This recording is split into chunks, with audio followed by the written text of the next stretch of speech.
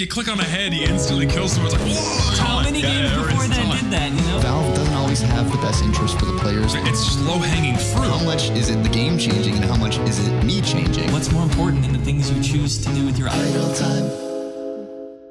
I don't know, we can just go ahead and dive right in. Welcome to the next episode of Idle Time. I'm recording, by the way, so make sure you don't say anything insane. I oftentimes do that and forget to catch myself. Welcome to the next episode of Idle Time. We are now here with a very special guest, highly requested, mastercoms. Hello. Can you introduce yourself and give a brief summary of who you are and what you do? So hi, I'm mastercoms. I guess most people know me from making a master config, which is, based on my name. Very, very cool. It's like a TF2 config that some people use. But, more generally, I'm, a software programmer. I've worked on, games. I've worked on really boring business applications and everything in between. I'm excited to talk about stuff here, and thank you for having me on. No, thank you for coming. Funny you mentioned, a buddy of mine's father is also a software engineer, and he's done, like, he mostly does, like, apps for mobile phones, and so he's done a myriad of different things, and, like, there was, like, a crowning jewel that he did where he did the mobile application for the Traeger barbecue pits, because apparently you can track, like, the temperatures and everything on your phone. Like, he made that app, which is kind of funny. Of all things, right? Yeah. Shameless plug. If you want to grill good meat, Traeger apparently knows what's up. I don't own one because they're very expensive, but apparently they're worth the money. Yeah, I'm looking up right now. That's very expensive. Yeah, some people go crazy with grilling. I don't know how. Oh, like, we want to get a smoker. If you want, like, a decent smoker, not like a $200 garbage Walmart barbecue pit. Like, I mean, like a real smoker, minimum, like, $1,500 for something competent. Oh gosh, it's ridiculous. Yeah, and that's just a smoker. Yeah, and that's just, I mean, you can technically grill on a smoker, because, like, if it's like an offset smoker where it's the grill and then the actual smoking unit welded off to the side, you can do both things with it. But it's fucking ridiculously expensive. One day we'll have our own where we can grill awesome briskets, but sometime in the near future. Yeah. Okay. What's up? Yeah, a friend of mine just has one of those and just makes briskets almost every few days. It's kind of crazy. It's a science. It's pretty hard with it. Yeah. It's like a freaking science. People it's always a constant iterative process of improving the briskets. Seasoning, smoking time, different periods of cooking and smoking lead to different results depending on what you're going for. People are, oh my god, it's a whole different world out there. I just reap the results because I just eat it. I don't cook it. I let other people do the work. So I know people want us to have this knockdown, drag-out fight about casual mode versus quick play. We'll get to that stuff later. It's inevitable that we're going to talk about these things. But I had a few people want me to ask you, what do you think is what the hell's gonna happen with the MVM update? That's what people want to hear from you first. Okay, first of all, what the heck do you think is happening with the MVM update, and what do you think is gonna come of it? I've shared my thoughts on this multiple times before, but I'm curious what you think too. Yeah, I mean, I think it's obvious that, maybe they were expecting to kind of have a simpler update at first, especially with kind of the tight deadline and the stuff they talked about in their blog posts. I think, it's not necessarily a negative thing that they're taking so long, because maybe they're, getting excited and kind of making the update larger than it was initially planned to be. That's what we hope, right? Yeah, we hope that's the case. That's the optimist in me. But obviously, there's a lot of hurdles with, as you've pointed out before, the economy with the MVM stuff. You kind of have to really balance that stuff to, not be kind of a free tour win, because not only is that kind of bad for the economy, but that also kind of makes the that new tour kind of more popular than the other ones. And so, you have to balance the effort versus reward. And that's, I guess, a challenge when, you're revisiting MVM after, I don't know how many 14 years. years. Yeah. 13 years, because it's been a year since the blog post, so 13 years. Yeah, that was my suspicion as well, is that aside from playtesting to make sure these things are actually completable, naturally a big priority for Valve, and like the main priority they've maintained with TF2 for the longest time now, is focus on the items, focus on the keeping the money train flowing, and if things are too easy, then yeah, naturally people are going to be able to grind the missions like mad and farm whatever item drops they decide to add, if any. They'd be stupid if they didn't add any. And but even then, like, the odds of getting an Aussie drop, I don't know what they are exactly. Even if they're, say, slightly easier than what we have now to farm Aussies, it's like, I can't see it being that big of an impact on the market if the odds are the same, but who knows? Maybe they'll do something insane, have like it's a double Australian drop rate to get people to come back on in. Yeah. I mean, they've done like double unusual drop rates in the past for some of them, so. Yeah, they did, I think it was 2016, 2017, I think. It was back when you had like the 4 community-made Halloween effects. It was like Starstorm Slumber, Tesla Coil, I forget the other 2. Neutron Star, and then the other color variant. It's actually kind of pathetic. I have encyclopedic knowledge of this shit. I shouldn't. It's like garbage. It's garbage things you buy, unusual effects you gamble for, but I still remember this stuff. But yeah, they did the double unusual drop rate for that, and that brought a lot of people in. But I think other than that, I can't recall another time that they've intentionally adjusted drop rates aside from really, really, really early on, like when they first added the item drop system. They had like double drop rate weeks. Say that 10 times fast. They did that to like as an effort to bring people into the game. Like, oh, if you come in, you're gonna get your free toys, But outside those 2 instances, I can't recall any other time they did that.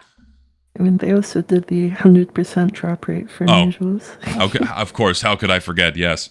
God almighty, that was a fucking nightmare. And I mean, and of course I have to take a dig at Valve, and this is something I've said before as well. Naturally, with that, they were on that shit in less than 12 hours. They fixed that lickety-split, no problem, no delays there. But when it comes to like any of like other pressing actual gameplay problems happening in the game servers and not the item servers, well, they take their sweet time, which is very frustrating. Yeah, they were pretty robust with their solution, like making a Steam support page as well. I mean to be fair, that's like that's the only path they could have taken, because as soon as you involve the consumer's money and fucking with it and potentially losing it, then it's like, okay, we have to be very careful and very rigid with this to make sure that we please as many people as possible so as to not get sued, Yeah. So yeah, the Steam support page was an eloquent solution, letting people, was it the first one they unboxed be tradable? And then all of the ones afterwards were not, I think is what they did. Yeah. I think that's what it was. You could refund. Yeah, you could refund, which is what I did not do. I immediately opened, oh my god, I still remember this vividly. So I was on an island for vacation when I was hanging out in the backpack.tf Discord as people were gradually figuring out that, the summer update led to the 100% unusual unbox glitch, and like every minute someone was finding a different case that would give you 100% unusual effects all the time. And so, like, it was like every 5 minutes, like, oh, it's this case now, it's this case now. It's like, oh shit, it's all these cases. And I was desperately downloading Team Fortress 2 on, like, 512 megabyte download rate internet. It was actually worse than that. It was like, no, not even 5. It was like 512, like, byte, not even like a full megabyte download speed. And I waited for, like, 5 hours for that shit to download so I can unbox, like, the 3 cases I owned. And I tried to buy 2 more, but it was too late. They were, like, $50 a piece. I immediately sold all of them and bought a skin I wanted. Do I regret gaming the system? No, I don't. Sorry, Valve. I don't regret gaming the system. Not one fucking bit. I have a funny story of my own for that. Yeah? I was, I think it started like, I don't know, 3 a.m. something my time. Yeah. And I forgot to mute notifications on my phone, and someone like blasted my Steam and I got notifications and woke up in the middle of the night as it was going on. And I had around like 1,000 crates. Oh my god! Because What? previously there was this other bug with the airstrike where you could you could get the strange airstrike and then war paint it, and then you get like a free stat clock airstrike. Yep, I remember. So I stupidly bought like 1,000 because I didn't think like, oh, I have to also like buy the keys for these. So Yeah. I only like got like 50 or something. I don't remember open, and I don't know if I made that much of a profit off of that, but I basically filled up my entire inventory, and it got to the point where I had to delete some items. Oh no! To accept the market stuff coming in. But I had like 1,000, and that was actually one of the bugged unusual crates as well. So I had like 1,000 of those crates, and they were selling for like $2 a pop on the market. Yeah, you did the smart thing. So I just started selling. Yep, you did the smart thing. You were selling them, man. You did the smart thing. Oh, yeah. People made so much money selling those cases that night. It was crazy. Yeah, I did unbox a few, just as a treat. But, yeah. And I was like, well, what's the best thing I can buy with like $2,000 in my Steam wallet? So I bought the Valve Index. No way. You actually capped out the Steam wallet limit and bought an index with it? Yep. That's insane. Oh, man. Okay. And I was able to buy some VR games as well. Oh, that's fucking awesome. Yeah.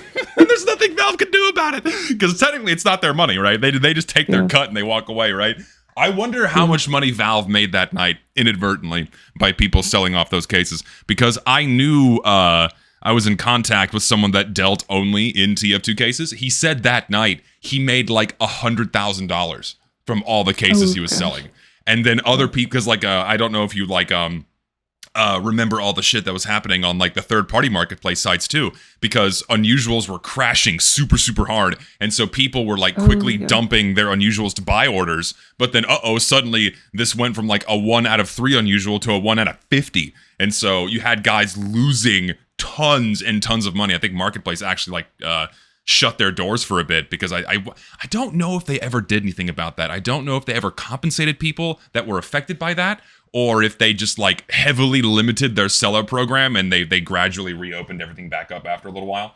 But that was the fallout from that was pretty heavy, especially on third-party marketplace sites. People made some insane money that night. I think even a Burning Team captain got unboxed.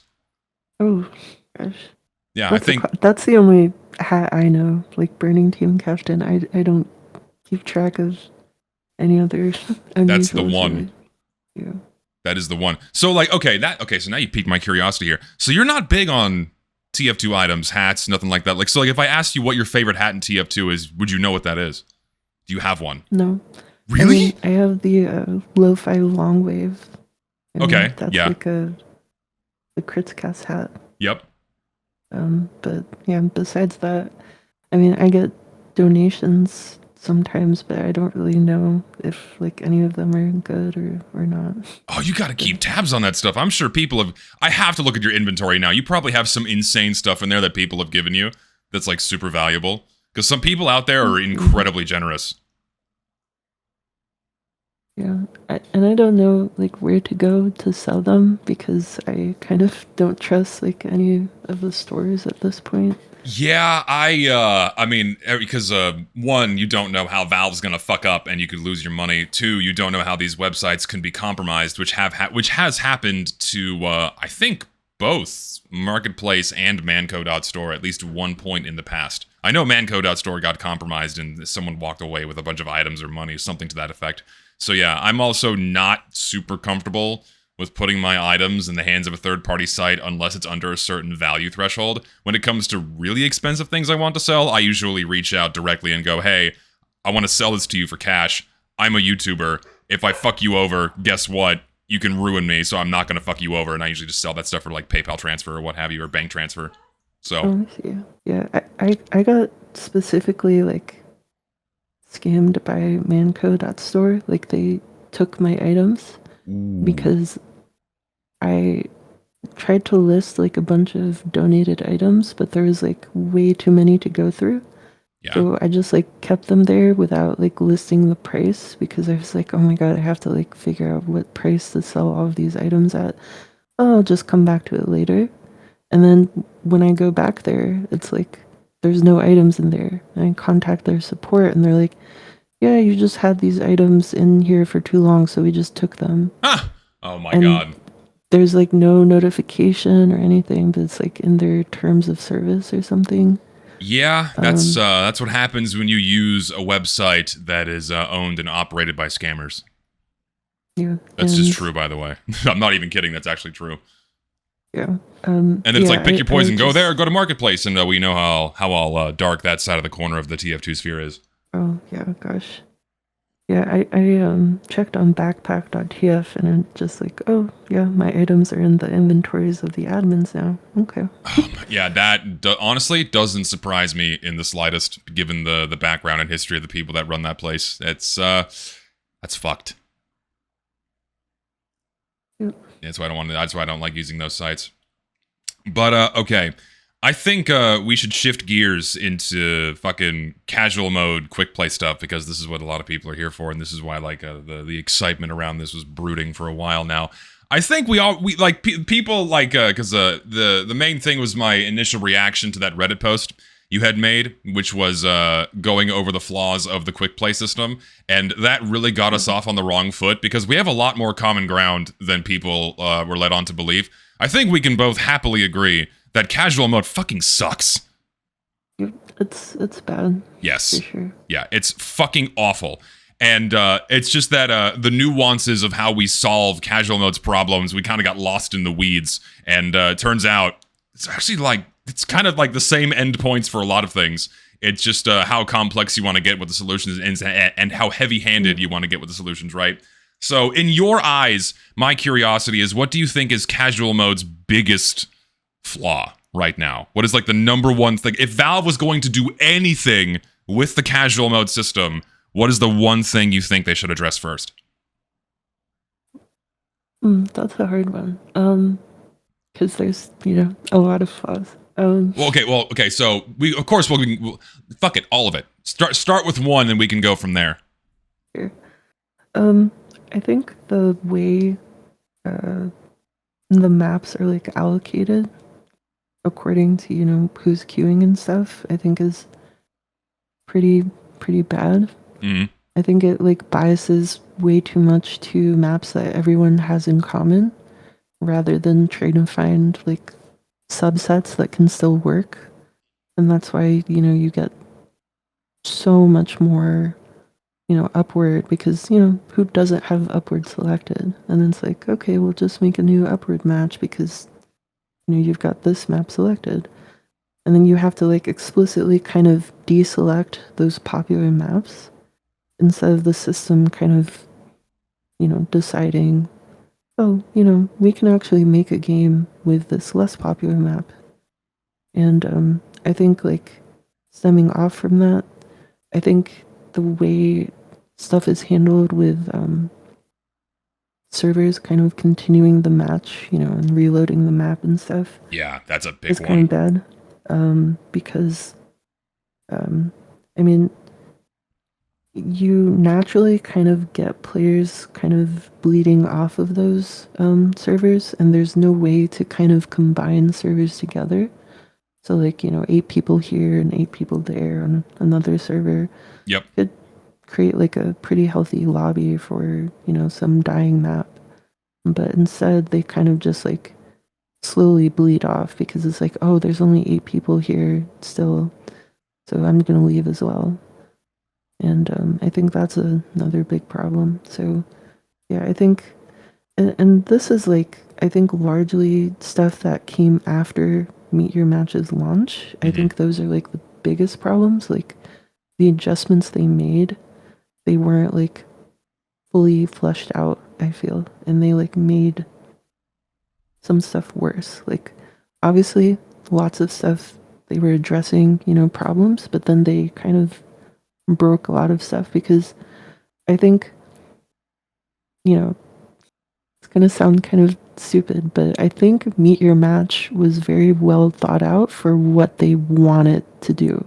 Oh, now, absolutely. what they wanted to do was completely like at odds with what the community wanted.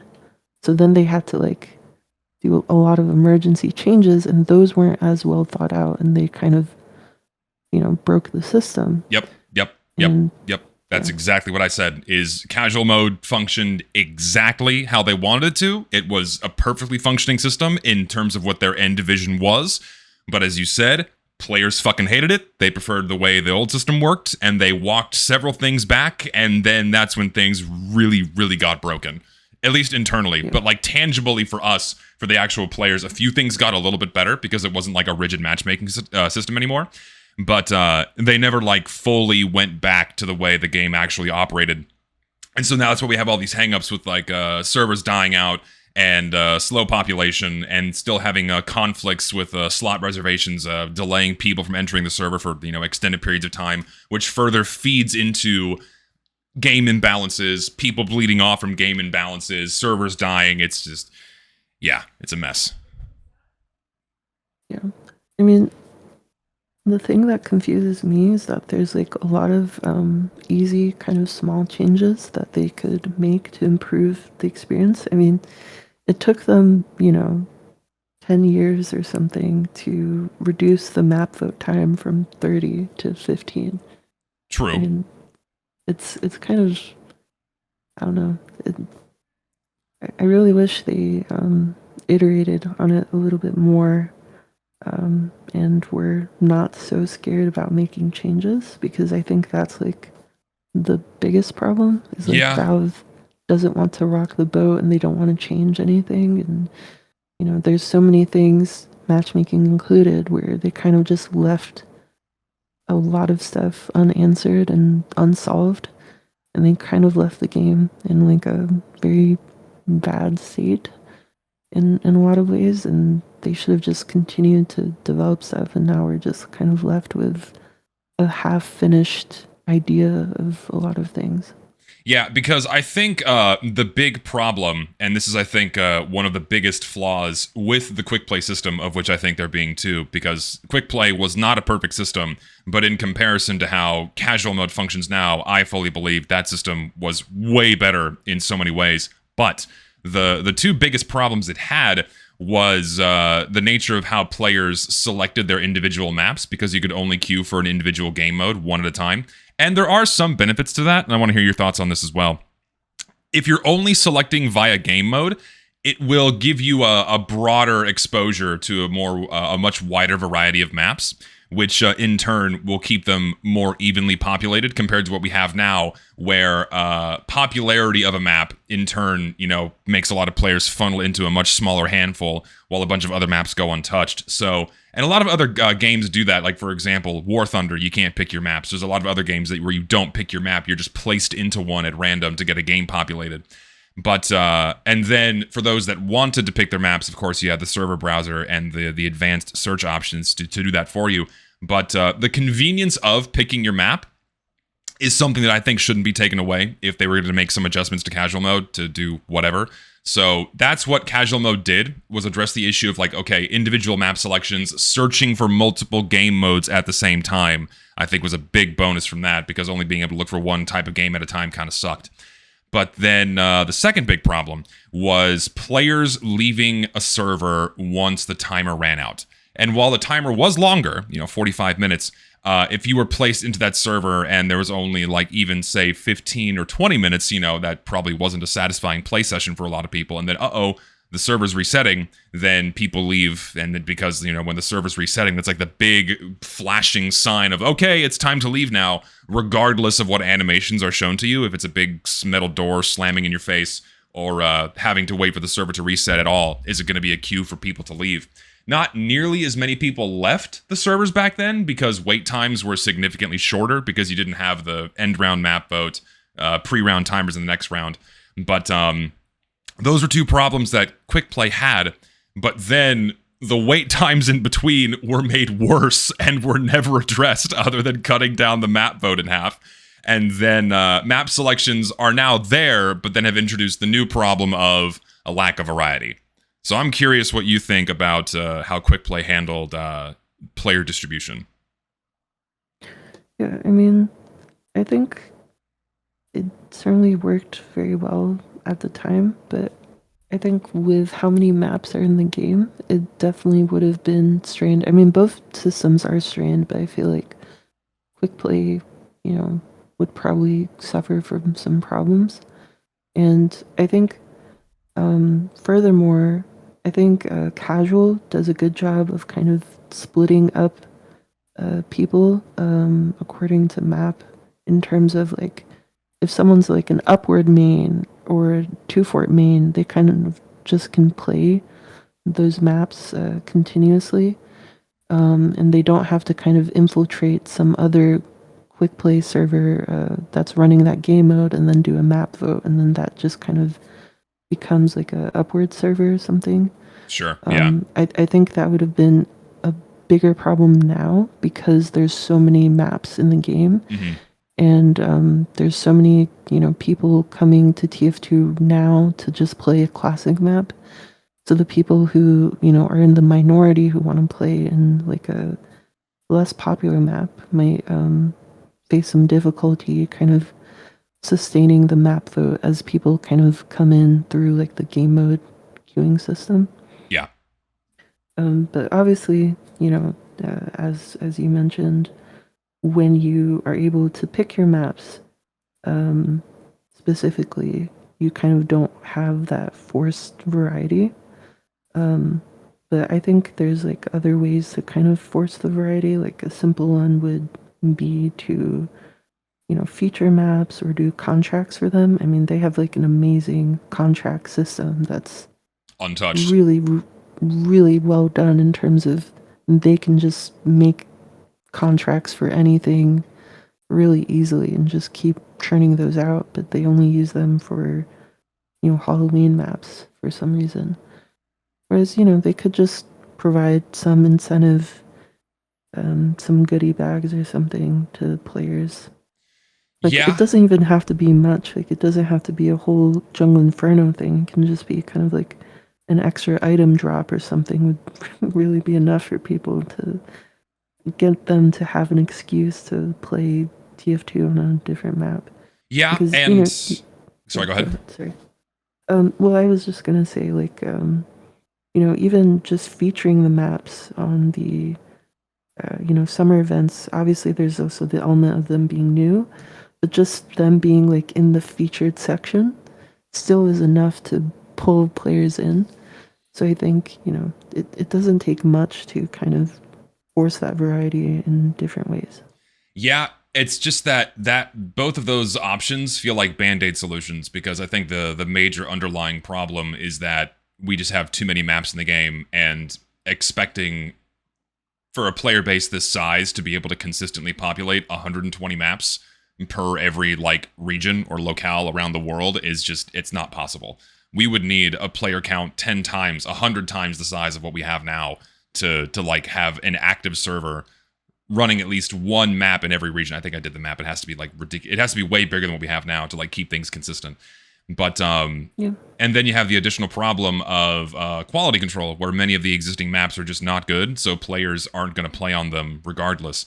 And while I agree, contracts, I think it's fucking ridiculous that Valve hasn't done anything new with the contract system since Jungle Inferno and has just opted to do nothing but Halloween contracts. It's because it's easy, right? It's just adding a new branch and just kind of leaving it at that, and having to make up entirely new contracts to get people to go, explore other parts of the game, I guess would be inadvertently rocking the boat, even though it would only be a good thing. But even then, I feel like it's only a temporary solution, because once they finish their contracts, then they're just not going to touch the maps they don't like, It'll help with some, maybe a little bit, but I just think it's not going to like keep people in those maps, especially if those maps are like just not very good. Featured tabs help a little bit just by nature of exposure, but that just does not solve the volume problem. And so this is why a lot of people think a map rotation is a good idea. Yeah, I mean, I guess I would be curious to know, like, um, I guess, like, why would the end goal be to kind of get all of the maps that are available being played, like, all the time? Because in my mind, like, variety doesn't have to be, like, all these maps are being played, you know, in one snapshot of time. To me, variety can also be, oh, people over time are playing a lot of different maps. So I Sure. feel like, yeah, it's kind of hard, obviously, to fill up 120 maps to a decent degree of like all of them being popular in some sense to get like a server going for them. No, yeah, sure, and I completely agree. Like, obviously, I'm not wanting like an exact equal amount of servers for every single map. You know, that's just not realistic for any video game because a small handful of maps are always going to garner the highest amount of traffic. That's just how fucking video games work. But if two things, if the map is being offered, you should be able to play on it within like say a reasonable amount of time. You queue for, I mean, even like within 10 minutes, even though it's like a long time for anyone waiting to play a TF2 game. Like, even 10 minutes would be far more reasonable than wait times for, I could easily say 70% of maps go well beyond 10 minutes. Like, just being able to play them within a reasonable time frame. Like, if you're just in the mood to play Fastlane or something, good luck, right? You're just not going to be able to get into a server on Fastlane, or you're just not going to be able to get into a server on even like something like Gravel Pit takes a long time these days. And I think finding some way to reduce the volume is probably the best way to go, because having these other solutions would help in the short term, but I just don't think it's going to really keep players spread out a bit more to give players more variety, you know? Because right now, even if you want that variety, like, you can't get it at all. That's the problem. Like, if you want variety outside of the top 25, it's difficult, especially in low population regions. And moreover, the annoying thing is, like, so many maps that were very easy to play on back in the day, you just don't get to play on anymore, because by nature of how things are set up too, like, there's a lot of, like, I mean, you've mentioned this before in your posts on Reddit, like, just how some very simple menu tweaks, right, that would absolutely help exposure and getting more people in there, like either in the featured tab or bringing the fucking payload race category out of alternative game modes, because why the fuck is it there? Things like that would help a lot, but I think they would have to go further to really address the problem. And I think a map rotation is probably the best thing to do at this point, because they're not going to remove maps. I think they should cull 60 of them immediately.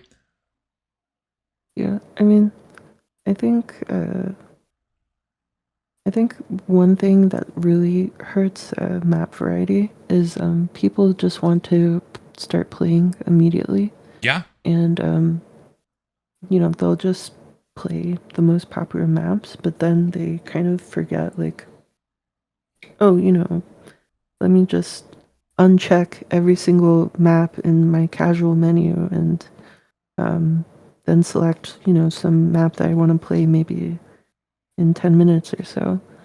And, you know, it's just cumbersome to do that because, I mean, besides just like it basically being impossible to kind of do that cleanly because you only can save one profile. So you can't, you know, say have like a popular maps profile and then like maps I actually want to play but are less popular kind of profile that you select. Uh-huh. There's only one. So it's like you have to just keep checking and unchecking stuff to queue into stuff you want, and it's just cumbersome. But beyond that, it's like it's just very hard to queue for different maps because it's like once you get into your upward game, you wait for like 40 seconds or so just loading in. And then by that time, you know, you're in, you want to play, and then you might even just forget to like queue again for like a less popular map.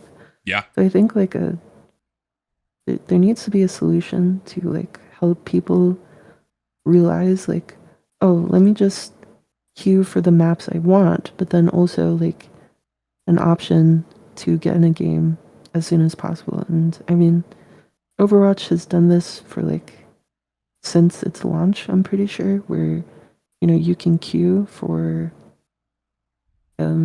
your specific queue list or whatever. Mhm. But then there's like while you wait options. Like you can go into like a skirmish, like a quick game and stuff like that. And it's like I think TF2 would benefit from stuff like that, like options for people to kind of just play as soon as possible while they wait for their actual maps, because that would kind of ease the tension of like, oh, I don't want to queue for these less popular maps at all because it's just going to waste my time. I think just integrating that, just menu tweaks and stuff like that would help a lot, because I feel like the profile system that they had where you just save your settings worked in 2016 when they added it, but it kind of doesn't work now, especially with how many maps are in the game. Yeah, even back then with 66 maps in the rotation in 2016, that was already pushing the boundary of how many maps a game should have. Like that's already becoming unwieldy in order to like cut down on queue times and whatnot, or wait times in order to get into a specific map. And that's where the server browser really stepped in and did a lot of the heavy lifting, where you could just go and find that server directly and then specifically queue for that server, even if it was full, right? Because oftentimes what happens, even in casual mode, is like, oh, okay, I want to play on this one specific map, and go, oh, all right, there's only one server in the world running that map right now, so, okay, well, I can queue for it, but by nature of the queue system, if someone's queuing ahead of you, regardless if they have multiple maps selected, like, including the one that you want specifically, they're going to get put in that game before you, even if they don't really care about getting put in that map first. You know what I mean? So having the ability for a player to specifically queue for an exact server running that map, which is what the server browser allowed you to do with Valve servers, bringing back that functionality in some capacity would be awesome. And this is all touching on, a very simple word for this. It's multi-queue, like a better multi-queue system where you can have multiple queues going on for multiple individual maps, instead of just, okay, you can re-queue for a pool of them or a specific one while you're in another server. And again, that's something like the server browser let you do, is you could queue for multiple specific servers running multiple specific maps at the same time, and then you just got put into one. If they could find some way to reintegrate that functionality back in with Valve servers, either by just putting them back in the server browser, which is just a no-brainer, they should do that right away, and on top of that, putting those buttons and features into the casual mode menu somehow, to keep those servers more populated and give players the options to wait for a specific service they can seed it, right? That would be fucking fantastic. Yeah, I mean, that's one solution. I think it's, I think maybe a bit misleading though with like a queue system. I feel like people, especially with that new site that's out where you can see like Valve server allocations and stuff. Yep. I think it's a bit misleading because, one of the main benefits of like a matchmaking system is like the server doesn't have to be on that map. There's like a bunch of idle servers that can just be told by the game coordinator to, hey, load this map up, because we're gonna do like a match on this map. I think it might be discouraging to people, because they might try to find, one of their maps. And, obviously there's a lot of maps and a lot of different regions. So it might be discouraging if it's just like available servers that happen to be loaded on a specific map. So I think, I think it has to be some sort of solution that integrates, being able to just say that you want to be on this map. And I think that's easier not only to accommodate like cases where there's not a server yet on that map, but it's also, for the newer generation of players that are kind of allergic to the server browser for whatever reason. Yeah. Because, all the other games they play kind of don't use that. So, they have to learn, and it might not be a solution for them. Now, I do agree that it was really good in terms of giving players that choice, like that option to say, you know what, I don't want quick play to decide for me. I'm going to decide for myself and use the show servers. And that's something I kind of underestimated in terms of like what people kind of wanted from quick play when I initially made my post. I think I was thinking too much about like, oh, people just were thinking about the play now button versus casual search.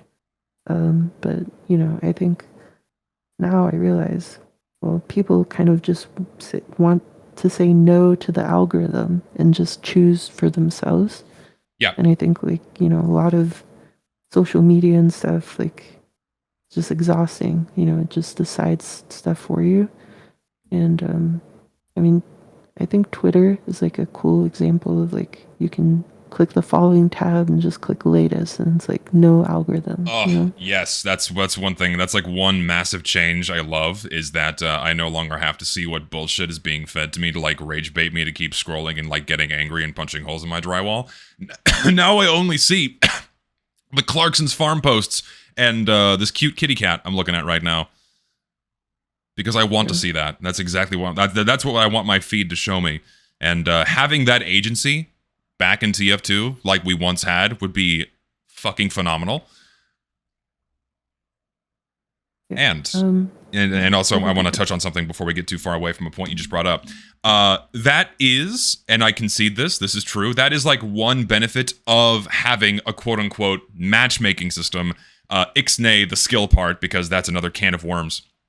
But the quote-unquote matchmaking part where the system is acknowledging, oh, set amount of players are looking for this specific map, spin up this server so we can put them into a populated game. Like, that's where it should have stopped, right? That's like the next iteration that quick play needed in order to like get games to form faster, to distribute players a bit better. But like anything beyond that was totally unnecessary, and like where Valve took it too far to try to make it skill-based and removing the team selection screen, and then the other server settings they had to remove or turn off because they were, incompatible with slot reservations to facilitate that, the evenness and fairness of that type of skill-based matchmaking,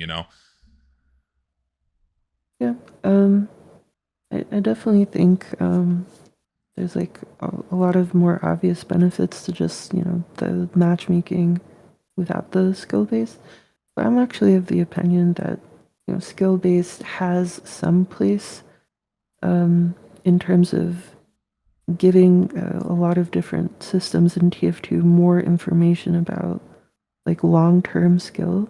I think the way they went about it in casual, where it's like the only kind of factor in a lot of things, is kind of giving the MMR a little bit too much credit. But like for example, team scrambles and auto balance and stuff like that, they use, in non-casual servers, they use your total score to kind of measure your skill. And I mean, that has a lot of problems for a lot of different reasons. But casual only uses your MMR. Mm-hmm. I think like a mix of the two systems, like using score in terms of like a signal of like your current performance, and then MMR is like, here's kind of the baseline, like long term, like are you like a seasoned player versus like a really pro player versus like a noob. I think if they kind of tailor the MMR to be kind of less trying to find like exact numbers and just kind of finding skill brackets instead, to kind of identify long-term general competency, because like there's certain kind of levels to TF2 where you're clueless, you've played the game for a while and you're actually kind of good, but you're not like pub stompy level. And then there's like Banny, Sure. And I'm sure the MMR system, a MMR system can at least identify those levels. And I think they're kind of getting too far into CSGO/Dota 2 styles of like a skill evaluation, where it's kind of trying to be a lot more precise.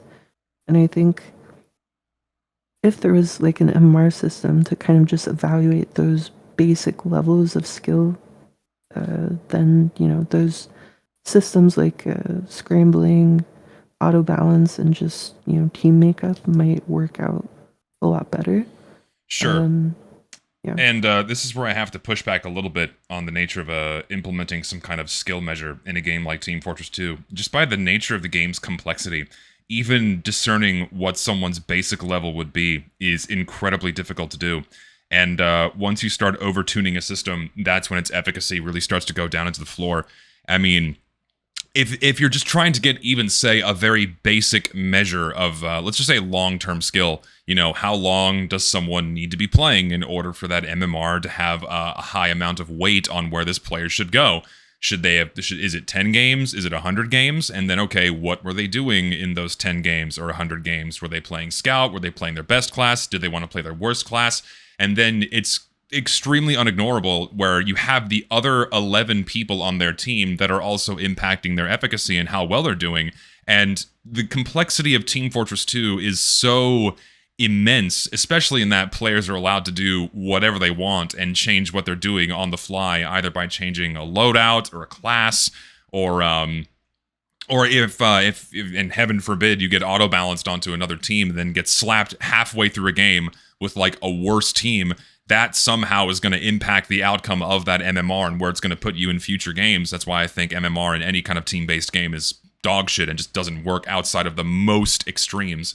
Like at a certain limit, it's just going to fall apart, right? Because it's like the bell curve thing where you have the really, really new people and then the really, really high skilled people. It's really easy to separate those people, because like the really fresh people don't want to have their shit pushed in constantly by like 50,000 hour comp gods. But then everyone else in the middle of the bell curve, it doesn't really work on them anymore because it becomes way more nuanced and too hard to kind of parse, like, okay, this guy has 500 hours on Scout, it's pretty good on it, but then this guy who has like 50 hours on Scout, like went on this really epic, amazing streak, and it just happens to be super good on it.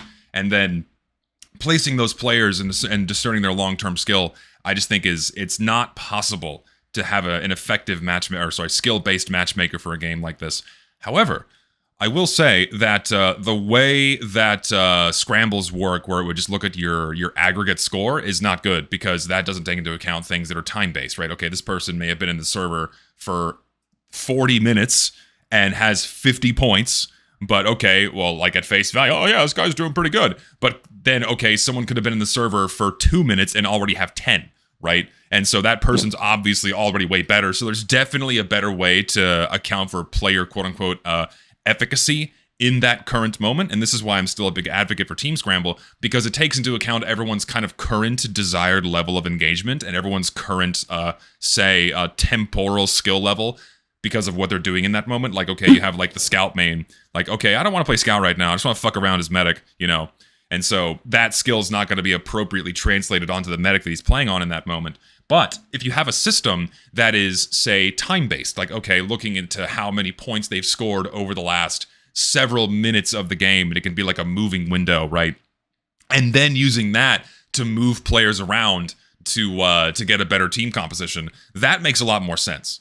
But if you're doing anything that's kind of long-term, it's not going to work out or be that effective for, I think, the majority of players, again, aside from those outside of those extremes. I guess to touch on the most recent thing that you said, you said a lot, so I'll try to get to. Sorry, I everything. blabbed. No, it's fine. I didn't mean it like that. Sorry. No, I have like a notepad here. I'm gonna bust out my bigger one because I keep finding things I want to touch on as we chat. This is why this is good. Yeah. But go on. Sorry. Continue.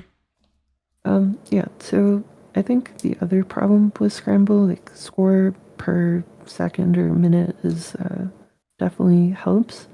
But I think another problem that leads to imbalances after a scramble is that people on the winning team tend to have more points.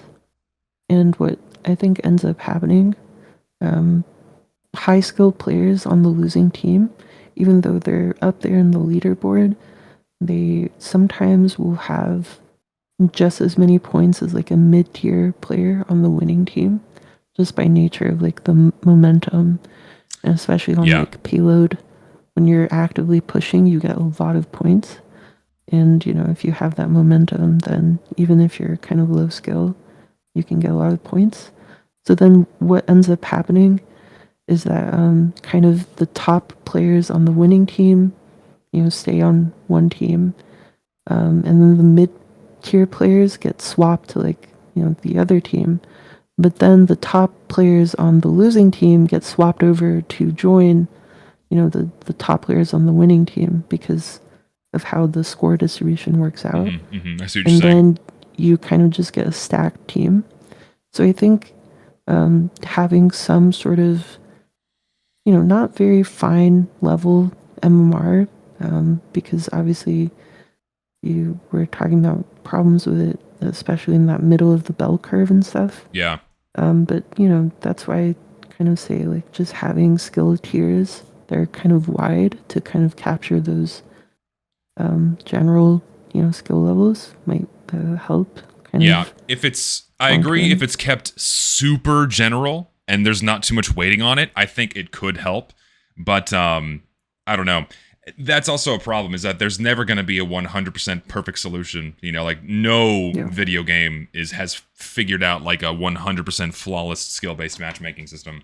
And I feel like it ends up being a lot more trouble than what it's worth when you can look at a game like TF2 where you had something that didn't really take into account team player skill at all, and it would still produce decently balanced games. And of course, you get the occasional stomp that would still happen after a scramble and whatnot, but it's not nearly as bad as things now. And of course, there's other factors that impact stomps in casual mode too. But I feel like a little would go a very long way, where even just some minor adjustments to how just base auto scramble or team scrambles work would end up yielding far more balanced games after the fact. Because if you then, because like that's a problem on, say, it's also game mode specific, right? And maybe not even so much game mode specific, because the type of player that actively seeks out the objective and like focuses, say, on pushing the cart or going to cap the point or getting the intel, those kinds of things, that type of general player is naturally going to have a higher score, if they do that. And I feel like still accounting for that that behavior in the short term at a individual server basis with something like a scramble, I still think would be effective, but it's just hard to gauge exactly. Like it's hard to put a number on it. Yeah, I mean, I think the best solution kind of combines the two, so you kind of get the measure of like their current like engagement and their current contribution in terms of their skill. Yeah. And then that long term, like, is this a noob? Is this like a pro player? Yeah, and I think that's good, because now games are no longer heavily being formed on just that skill rank. It's when the scramble takes in place, like, oh, okay, when we need to reformat these teams instantly and not waste someone's time by having to reset the entire server just to get another round, it's done instantly by using those metrics, instead of having to rely on like the rigid, this is how the matchmaker has to do it. You have to reset the server. Like teams are locked. They must not change, that kind of bullshit. So I think that could work. Yeah. Some combination. But the weighting is where shit gets nuanced. But I think generally speaking, yeah, some kind of combo of the things with a scramble would be good. Yeah. I will say though, you just mentioned round resets and stuff. I think one thing that's not thought about there is like it is kind of unfair for the defending team where their NGs get all of their buildings reset when a team scramble happens and the round doesn't reset. Yeah, that's also you'd have to have like more careful selections with who you move. Like if an engineer has active buildings up, don't move him, right? Yeah. I mean, so I've been working on some stuff like in the SDK. And what I ended up doing is like, instead of just trying to reform the entire teams, it kind of subscribes to the theory that team balance is mostly dictated by a few like star performers and how hard they can kind of carry the rest of their team, like how much baggage they have versus how much support they have. So the system that I am kind of experimenting with there tries to just make like minimal changes in terms of like swapping a few players around to kind of rebalance things. Because I don't think it's necessarily needed to just reform the teams entirely. Sure. Yeah. So No, yeah, I that think that's can also a good help. idea because if it's only if you only need to move a few people, you dissatisfy fewer people in order to get a better game. It becomes less frustrating. Yeah. Yeah. And that's, I guess, the problem I've always had with scrambles is that they're too disruptive. And sure, you can have like a cooldown, but by having a longer cooldown, you kind of remove the ability to have that solution actually happen when it's needed.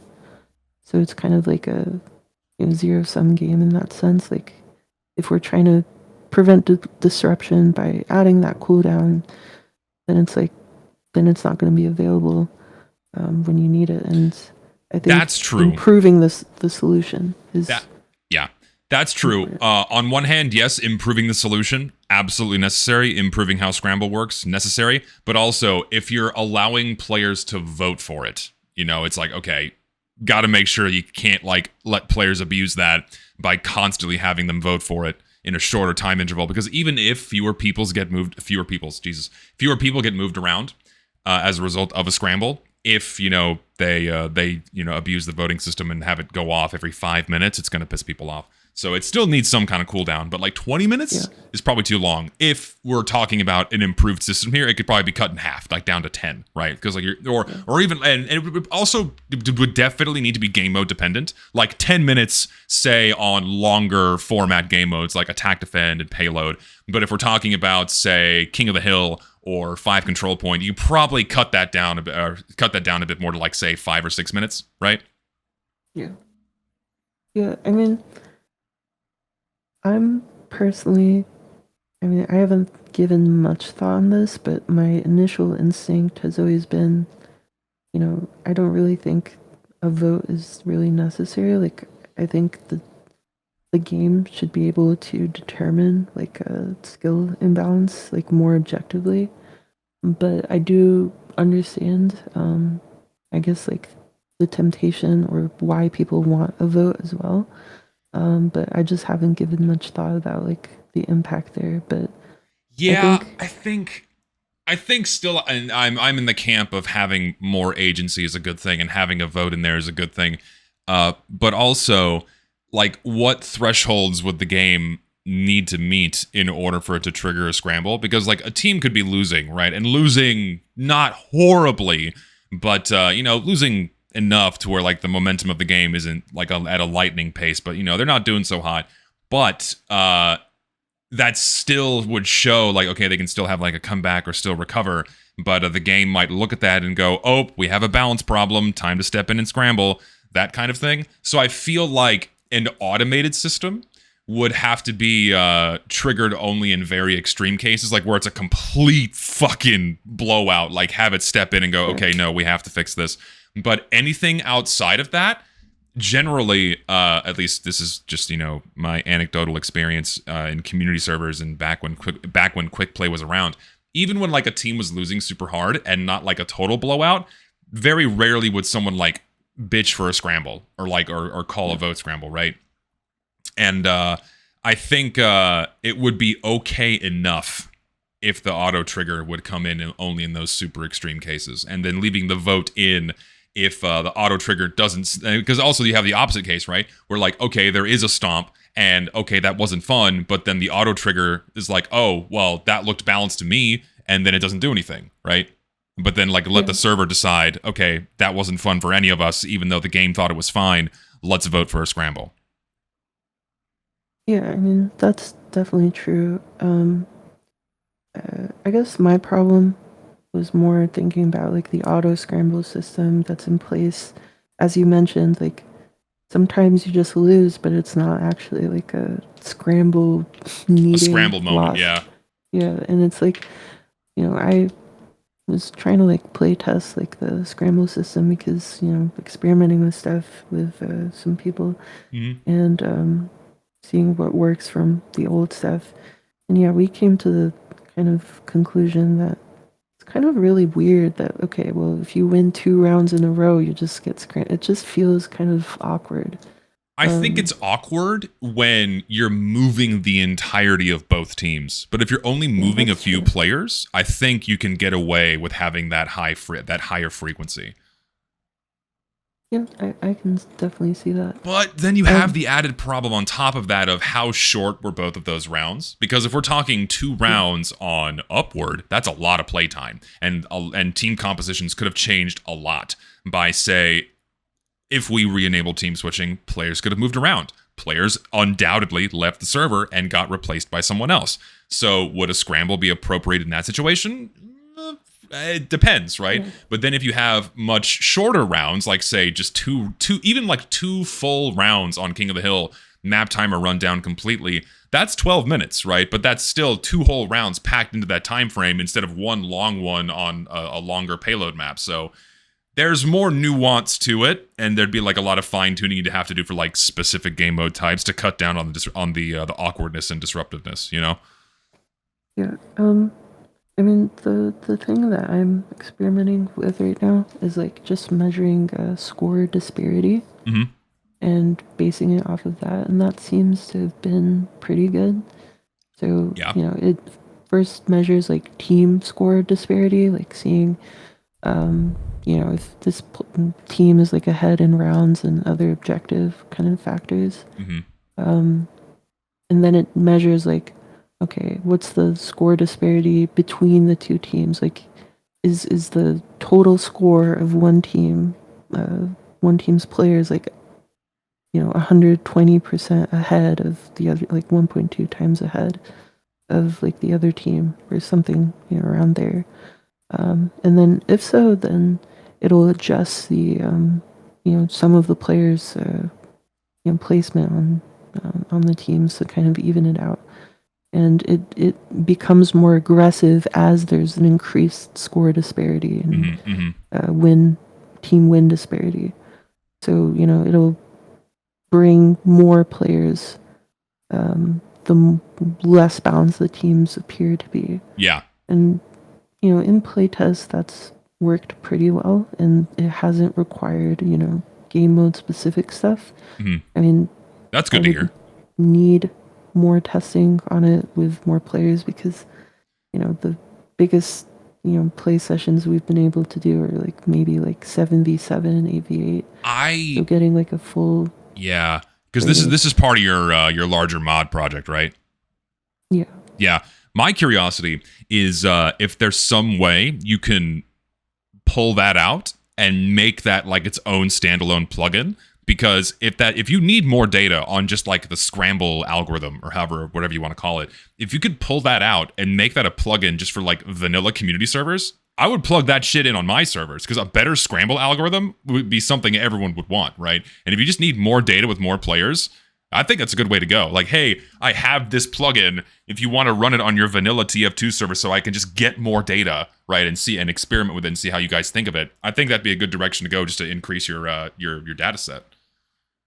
Yeah, that's definitely fair. I mean, I guess my hesitation has always been like plugin development is like drastically different from doing like SDK modding. So, and I have very little experience with the plugin side I'm of things. sure someone would be more than happy to help you out with that. Yeah, I mean, that's definitely true. I also think it probably isn't that hard in the end. I just need to learn it a little bit. The other hesitation is right now it's kind of very baked into the casual stuff that I have because I've kind of reworked how teams are scored. Because I kind of realized like the team score that you see on the scoreboard is kind of only useful for stalemates, which have not been in the game for, since like a long time. Yeah, it was like a year after launch, or maybe even less, that they removed those. Yeah, it was like 9 months. It was was it the fucking medic update, the Gold Rush update? They turned that off. I think it was. It was less than a year. I think. Yeah, and I mean, people just have no intuition on like what the score is in most game modes. Yeah, and like what it means. Yeah. Having That's one thing I equal parts love and dislike about TF2 is, you know, the points are made up and they don't matter, that kind of thing. And that like places less emphasis on like I gotta try really hard, you know. Oh, it kind of lets players have their own they set their own pace, they set their own tone for how seriously they want to take the game, right? But then oppositely you have the problem of, oh, this isn't a very good metric to how well a player's actually doing. Yeah, that's true. I mean, yeah, I've heard a lot about like how TF2 as a game kind of enables more casual stuff. But I also think it's based on the players that you're playing with. I mean, that's like it's really annoying to try to play like more casually, and then there's this person with, you know, a medic healing them constantly, and they're just kind of wiping the floor, and you don't get to Yeah. like play at all. Yep. And then you have to start trying hard, and those things are fun, right? But it's like, I think there's like a lot of different ways that people get forced into trying harder, and I think it's like I definitely want to see something that enables more social play. That you know, the Yeah. one thing I definitely miss from back in the old days is like, you know, I would just go on like Turbine servers, like 24/7 Turbine, and with all the talk. And you know, one of my distinct memories is we were on like a school trip or something, and I had my like laptop, and It's awesome. TF2 we and a laptop, baby. So yeah, many of us have been there. and this guy was on voice chat, and he was like really passionately and like arguing with someone about like DVD players and like which one is the best. And Okay. like all my friends were just like cracking up laughing. And I was like, yeah, this is why I play TF2, because people kind of didn't, I guess, understand it. Because Yeah. it was kind of past its prime, I guess, for some people. But I'm like, yeah, this is the only place where you can like listen to like people do this. Yeah. I guess Discord kind of like killed that in some ways, but I In think some ways, it's yeah. still possible to get that. Yeah, I completely agree, and I think there's several key facets of casual mode that heavily damper on keeping that social experience. One, you just mentioned, the ability to say filter or sort players, not by skill, but skill kind of plays into it by what they're wanting to do in that moment in time, right? Where it's like, yeah, it's not fun if you just want to have a more relaxed experience when you're having to go up against the fucking pocket med and his crit and you know the crit demo they're with, which is a pain in the ass. So finding some way to kind of keep those people apart would be better, or to even things out in the current server where they're having less of an impact and kind of killing the fun and momentum for everyone else. But I think there's also other facets of casual mode that heavily killed off the social experience. One, it killed community servers because that's where a lot of the social experiences remained even after quick play was implemented, because even quick play servers didn't have nearly the level of sociability that community servers did, but they had a much higher level of sociability than, or socialness. Sociability is not a word. Is it a word? I don't know.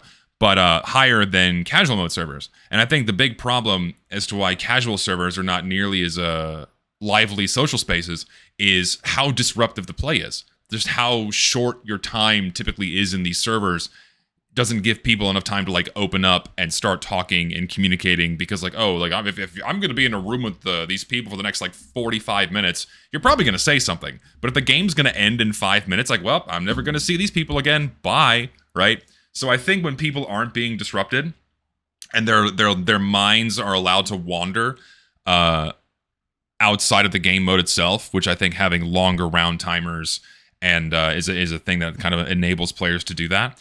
Having that brought back would definitely reinvigorate a lot of people to get social again. Yeah, I mean, personally, I don't think it's like a either or. I mean, you mentioned community servers. I think that's like the main solution to this. Yes. Like bringing those to the forefront again. Yes. Instead of like hidden away in a menu where you have to Put scroll through all the fake fast path servers, like all of the fake ping servers, all of the like non-vanilla servers. all yeah. that stuff. Because and like then you can't find anything. yes, because it makes me so mad because like Valve was actively working on ways to better filter what community servers were there, right? And like if they had just kept doing that with like the scoring algorithm they used, if they had just like, oh man, if they just let you sort by that in the server browser, right? Because like they were doing like the scoring and the weighting for like what community servers were providing an ideal experience, and then like down weighting the ones that like people didn't stay in for long periods of time because they sucked, right? Having some way to like sort the big list of servers by that rating, like or like have like this is just a pure vanilla tab, or this is the modded tab. Having all of that stuff added to the browser would have been fucking phenomenal back in the day. But even now, it'd be wonderful just to have a button like filter out all the ping spoof bullshit, filter out all the things that are not TF2, like trade servers and idle servers. If it has those tags, make them go away. Show me the places where I can actually play the game. And that, goes into the more general problem of the server browser being quite overwhelming for people that are not experienced with it. So simplifying that down and giving more filters to bring the good servers to the forefront, yes, please. Yeah, it's a shame with the reputation system because that's kind of like lost technology. Like, they have this whole game server reputation system in Steam that they wanted to kind of give to all game developers, and that's what TF2 developed, and that's what TF2 was using, basically. It was that Steam system. And that's all kind of gone now. It's like a deprecated system. Doesn't really work with the latest stuff. They kind of forgot about it. And I mean, the other side of that is like quick play. People I think kind of underestimate this, but Valve was actively moderating the server lists back then. Yes, they were banning servers for abusing basic rules.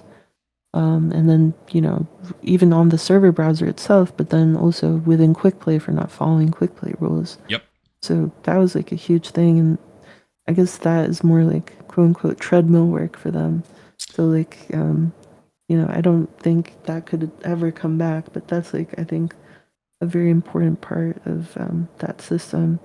And just like making community servers viable in general, because there's so many things that community servers get away with now, like spoofing bots as players, spoofing cosmetics, spoofing ping that probably would never ever be allowed back in the day, and people would definitely be scared straight to not do that stuff. And that also creates a level playing field for all of the normal servers that would never in a million years abuse those things. Yes, because they get overshadowed by the ping spoofing because they get bumped further down the list. They get overshadowed by like, you get free hats and you get to use whatever you want even if you don't own it. They get overshadowed by that bullshit. Yeah. Yep. Yeah, I mean, I don't want to name any servers by name, but there's, obviously very specific networks that really, really, they just do blatant achievement cheating, where they just give you like all the achievements if you want, and when it kind of crazy. Yeah, when it comes to like this is a bit of a non sequitur, but when it comes to the achievement system, I can't really blame people for setting up automated systems to give players achievement items, because this goes back into the rat's nest of balanced philosophy and making a fair and fun experience for all, where if you're offering functionally unique mechanics, especially some that are direct upgrades to, say, stock weaponry, and locking them behind achievements, I can't blame anyone for like gaming the system and getting access to those things right away. So sorry, that was a tangent, my bad. No, it was important. I think what they did in Jungle Inferno, I think everyone agreed that was like amazing. Yes, that would be like that would be perfect.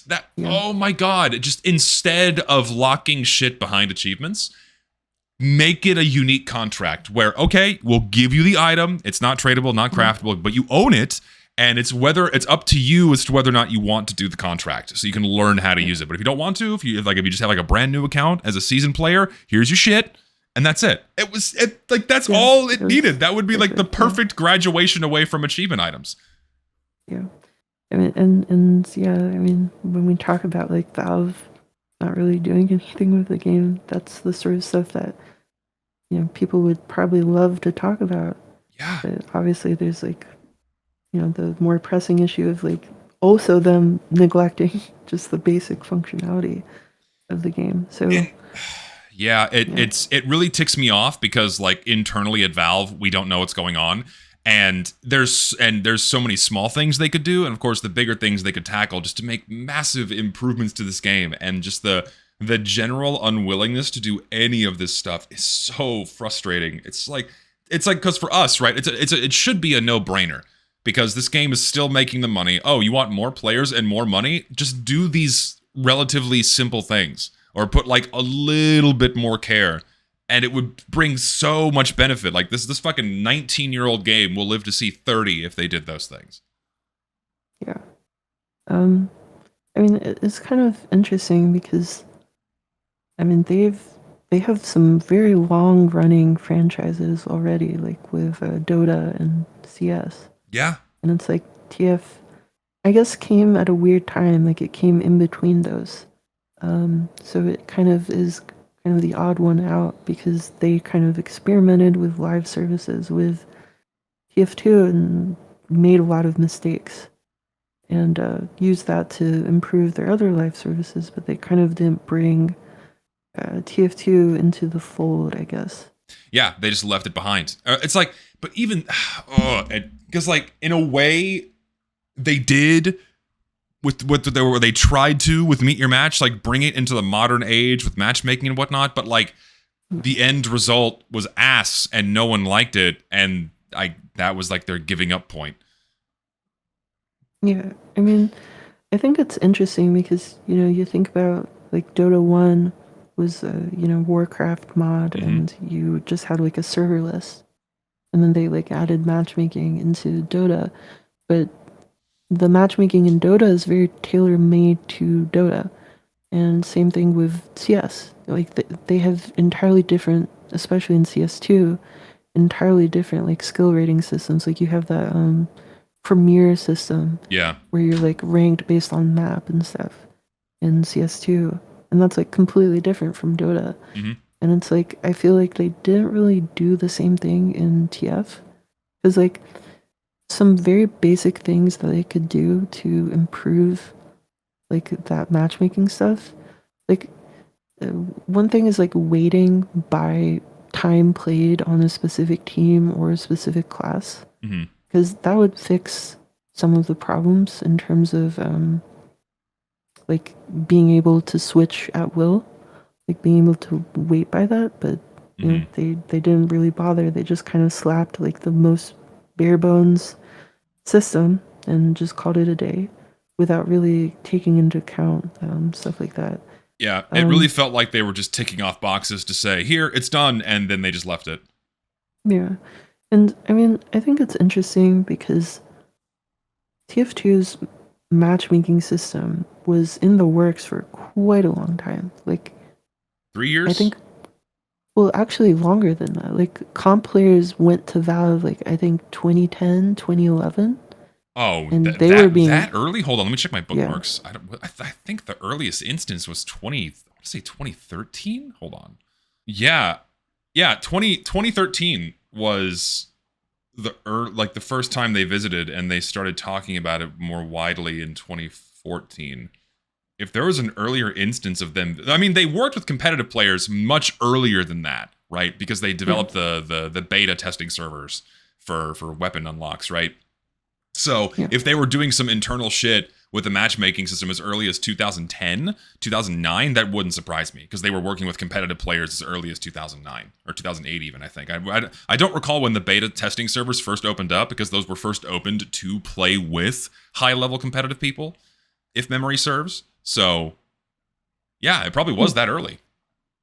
Yeah. And they also have like the Quick Play 2.0 stuff that was 2012 and that used matchmaking, and then MVM as well kind of used matchmaking. Just setting up the infrastructure for that. So I think they were definitely, I don't know why it took so long, to produce what they did. Um, it just feels like they were really struggling with balancing like a lot of different things at once, and they kind of deprioritized that until it kind of really felt like, okay, we have to just get this out, and then they kind of just put it out there without like actually finishing it. Yeah. Um, yeah, because it's just like, they did the comp, uh, beta test stuff, the invite kind of open, Mm-hmm. so beta, and it was like they got a lot of feedback from that, and a lot of people repeat that over and over again. Like they just kind of did didn't nothing. address. They Yeah, did nothing. They like all of the big things people were asking for and like really pressing issues and bugs and shit. They just didn't do any of it. Well, I mean, you know why they rushed it? It was fucking Overwatch. They rushed it out because they wanted to get on. They wanted to, get on par with Overwatch. It's like, here we modernized this game too. But I feel like that was done for who was it done for? Because with the shit show that it was, Blizzard was laughing at them because of how fucking awful it was. And they siphoned a bunch of TF2 players and their competitive scene over to Overwatch. So it's like, yeah. it boggles my mind that they thought the solution would be to push and rush out the system to meet some kind of arbitrary deadline they set for themselves. Because I think Valve internally probably did get petrified of what Overwatch was back then, and they thought they could get TF2 to a similar level. But they just, I guess, scared themselves into thinking they ran out of time. Yeah, I mean, I don't know exactly what went on. I mean, obviously they wanted to get matchmaking out, and a lot of people were asking them to do that for so many years. And I think just Valve internally thought like matchmaking helps engagement and stuff like that. I mean, you look at Counter-Strike Source as well over to CS:GO, adding matchmaking. Left 4 Dead has some form of matchmaking, Mm-hmm. even though it's like very basic. So it's like, they kind of saw that. Now, it is interesting timing that they did it in 2016 for TF2 and kind of rushed it out. So maybe that theory kind of works out, but I haven't really given much thought into like what exactly caused them to do that. I think the timeline of things kind of lines up where they had this I guess you could call it initial push and initial interest into dabbling with esports with TF2 because the main reason why they picked up Dota, right? They absorbed the Dota IP is because they saw the writing on the wall with its early competitive scene, the Dota, you can call it Dota 1's competitive scene, and they realized, oh shit, this is going to be really, really big. We need to buy this right now. And so they picked up Dota as an IP, and they started, nurturing that to become their first big esport. And while they were working on that in the background, they were also experimenting with TF2's competitive scene and like working with like an already established competitive scene to see how they could start integrating that into an established game, and seeing how these things kind of would work internally. And that's why you had internal play testing with things like the gloves of running urgently, and inside the beta servers that were specifically set up, and then going on into experimenting with that quick play 2.0 with matchmaking. It feels like all of that was running in parallel with them gearing up for the release of Dota, or Dota 2 rather. And then when Dota 2 came out, and that ended up being like a really massive success, it feels like a lot of the work being done on anything competitive related for Team Fortress 2 took a backseat. And so like from late 2012 through early 2014, it seems like they kind of pumped the brakes on that. And then come 2014, Overwatch is coming, and then they just ramped it right back up again and started working on it again. That's my theory. That's my fucking crazy ass game theory as to like what happened internally, just based on like the breadcrumbs that have been left behind over the years. Yeah, I mean I think that's pretty fair. I think it's interesting though because like Robin Walker, like 2010, 2011, was talking about these things, and he was talking about like, it was basically the same problem as we see now. Like, Robin said, while he enjoyed watching competitive TF2 before, he has seen the meta kind of grow stale, and he really disliked the, ban list system that they had. And he suggested doing like a pick ban system, which kind of inspired by Dota, as we know Of now, course, yeah. for items. And I'm kind of disappointed that that system didn't make it into the competitive thing for Valve Comp. Yeah. They talk about that system, and then they're like, oh, you know what? We're actually just gonna do, you can do 6 pyros, and nothing is banned. And I mean, I get the idea of that, but it's like you're trying to make something for competitive players. Try to at least make something that would attract closer. them. Yeah. Instead 'Cause of it's just like, doing what CSGO did and have like the same game, but small team sizes with minimal differences. Like, yeah. And so I completely agree that the way they handled TF2's competitive mode was like immensely fucked up. If they wanted to actually nurture the established competitive scene, then they should have at least implemented some of their restrictions, either via a pick ban system or class limits, weapon whitelists, pick ban system, going that route. But like, they just didn't do any of it, which is crazy. And I mean, I understand why, and I'm sure you understand why too. They wanted the base experience and the competitive experience to be as similar as possible because that eases the access and entry way into it. But the competitive mode they created is not what people want out of competitive TF2. And part of me still thinks like they wanted to force that, like they wanted that to become like this is what competitive TF2 is just 6v6, no nothing else, right? Because that's easier to sell. It's easier to sell to a new player or an established player that only ever played quote-unquote casual TF2, vanilla TF2, right?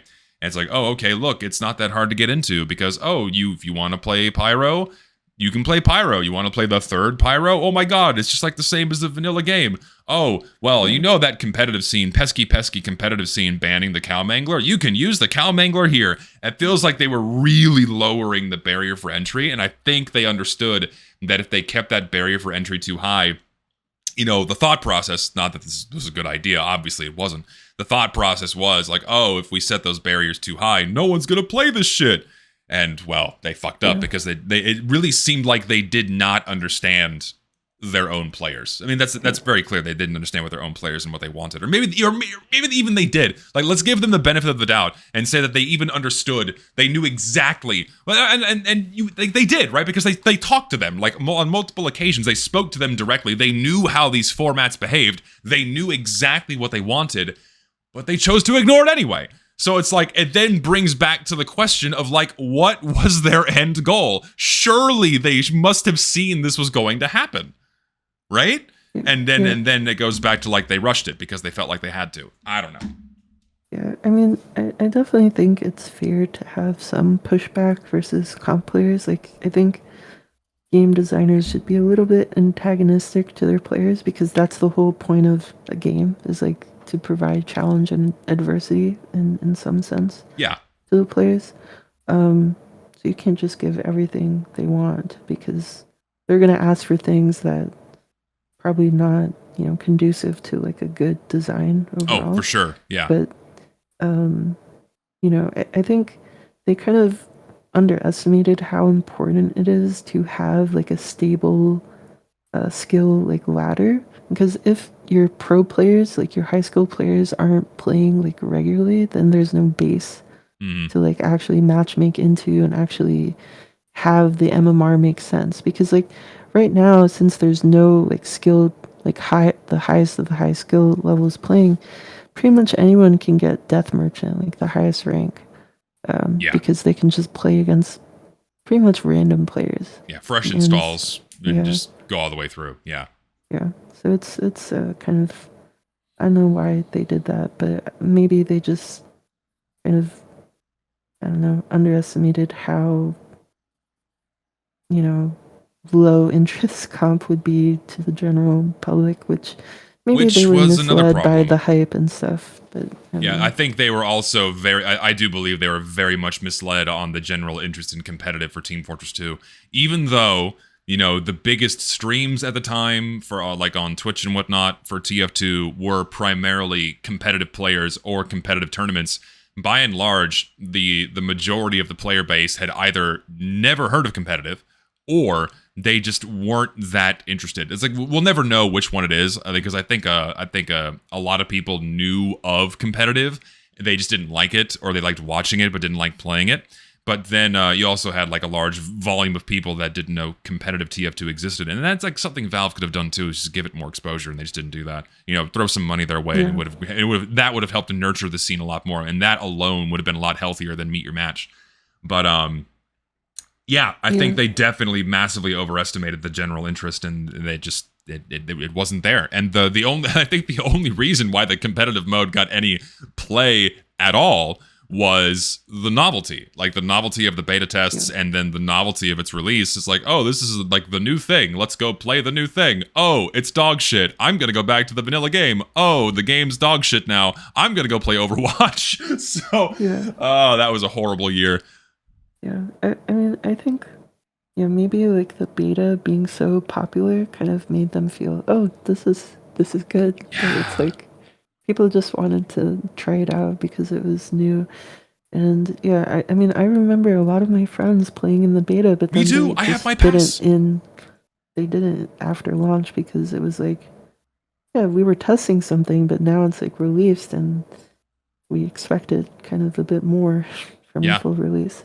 Yeah, and that was everyone's expectation, because even if you didn't like competitive TF2 and were just playing it for the novelty, like very basic things like instantly ending a game if someone disconnected, and like that sucked, and they just didn't do it. It still does that. Like, they just leave it that way. Like, and they just didn't do anything, which again leads us to the conclusion that they rushed it for one reason or another. Oh, do you have to go?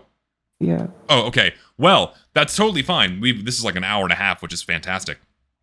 Don't worry about that at all.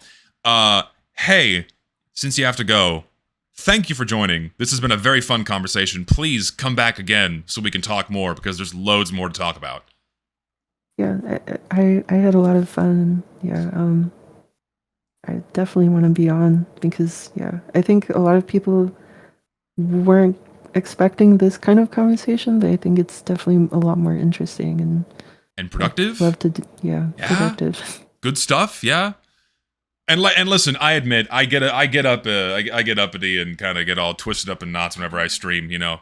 But no bad blood. We all want the game to be treated better, and we want better things for TF2, so that's why we're here. Yep, for sure. Well, yes. Thanks for the time, and see you around. Probably. Yeah. Thank you, mastercoms, for joining, and thank you all for watching, and we will see you next time. Bye-bye.